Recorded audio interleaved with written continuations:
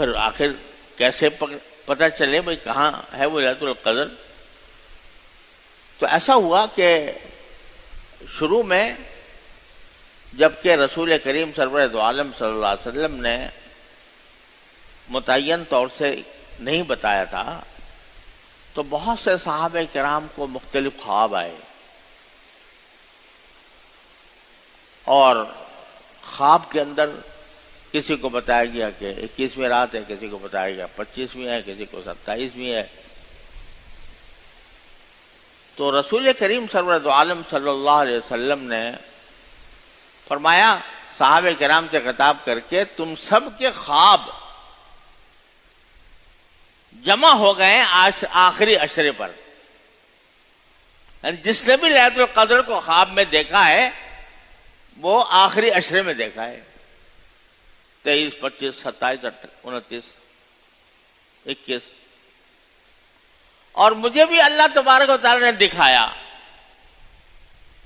اور ایسی رات میں مجھے دکھایا کہ مجھے بتایا گیا کہ تمہاری لیلۃ القدر اس رات میں ہوگی کہ اے نبی کریم صلی اللہ علیہ وسلم آپ اس دن پانی اور کیچڑ میں سجدہ کریں گے۔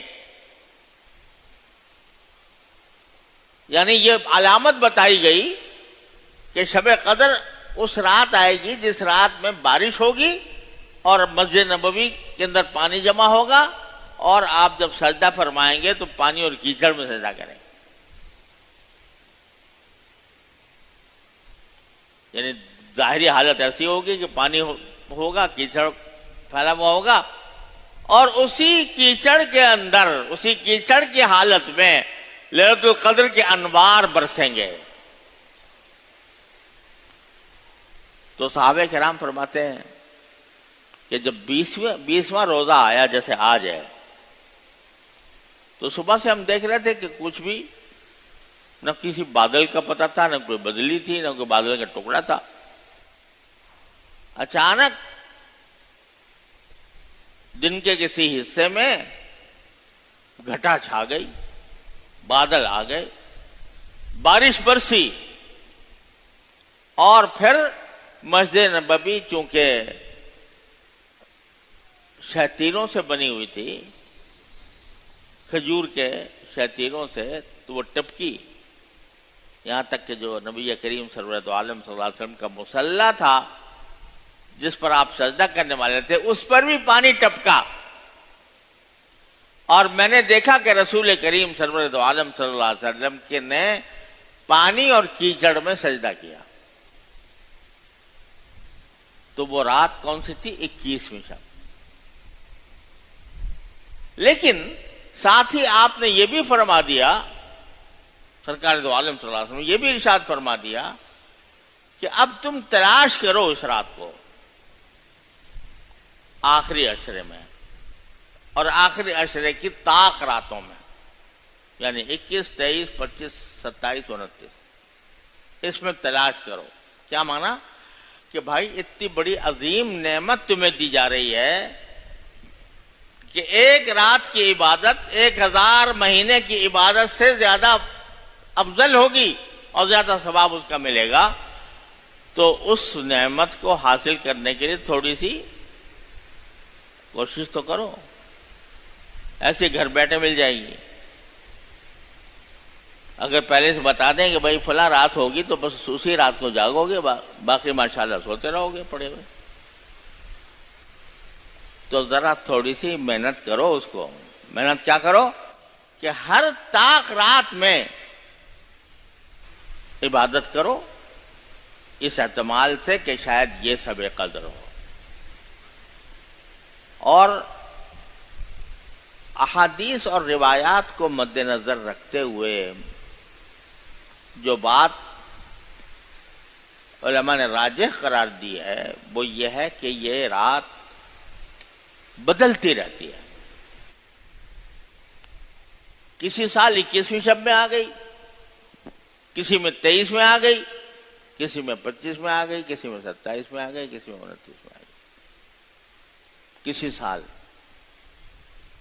تو رسول کریم صلی اللہ علیہ وسلم کی جو حدیث میں نے آپ کو سنائی 21ویں شب کی، اس سال شب قدر 21ویں تھی، 21ویں تاریخ کو تھی، 21ویں شب میں تھی، لیکن بعد میں بدل بھی سکتی ہے۔ آپ نے ایک مرتبہ 27ویں شب کو بھی فرمایا کہ یہ شب قدر ہے۔ حضرت ابی بن کعب رضی اللہ تعالیٰ عنہ قسم کھا کر کہتے تھے کہ میں جانتا ہوں کہ شب قدر 27ویں شب ہے۔ تو کسی شب میں آپ نے اس کے بارے میں فرمایا، حاصل کیا نکلا کہ ہے تو ایک رات، مگر اس کی فضیلت حاصل کرنے کے لیے تم 5 راتوں میں جاگ کے کوشش کرو۔ 5 راتوں میں جاگو گے تو کیا ہوگا؟ اسی میں کوئی نہ کوئی شب قدر ہوگی اور اس کی فضیلت حاصل ہوگی۔ چنانچہ یہی محمد کا معمول رہا ہے کہ وہ ان 5 راتوں میں اہتمام کرتی ہے، جتنا ہو سکے جاگنے کا، اللہ تعالیٰ کی عبادت کرنے کا، تاکہ شب قدر کی فضیلت حاصل ہو جائے۔ اور یہ بھی سمجھ لیں کہ آدمی جس جگہ موجود ہے، جس ملک میں ہے، جس فضا میں ہے، جس افق پر ہے، اس افق کے لحاظ سے جو 21ویں رات ہوگی یا 23ویں ہوگی یا 25ویں ہوگی یا 27ویں ہوگی، اس کا اعتبار ہے۔ اب مثلا سعودی عرب میں 21ویں شب گزشتہ رات ہو گئی تو وہاں اسی کا اعتبار تھا، اور ہمارے ہاں 21ویں شب آ جانے والی ہے رات کو انشاءاللہ، تو ہمارے لحاظ سے یہ 21ویں شب ہے۔ تو اس کو آدمی اپنی عبادت میں خرچ کرے۔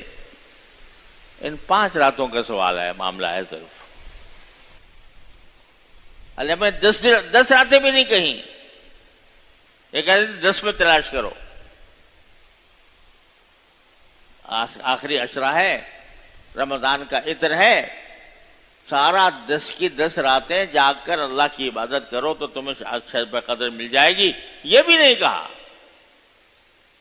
اس کو بھی آدھا کر دیا 5 راتوں، اور اس کے لیے ایک عظیم سنت اللہ تعالی نے مقرر فرما دی اعتکاف کی، کہ آدمی اگر اعتکاف کرے آخری عشرے میں، تو اگر فرض کرو سوتے ہوئے بھی گزر جائے شب قدر، تو اعتکاف عبادت کی حالت میں ہوگی، کیونکہ اعتکاف بذات خود عبادت، چاہے آدمی سوئی کیوں نہ رہا ہو۔ تو اس لیے شب قدر کو حاصل کرنے کی فکر کرنی چاہیے، اس کے اندر اہتمام کرنا چاہیے، اللہ تعالیٰ کی طرف رجوع کرنے کا۔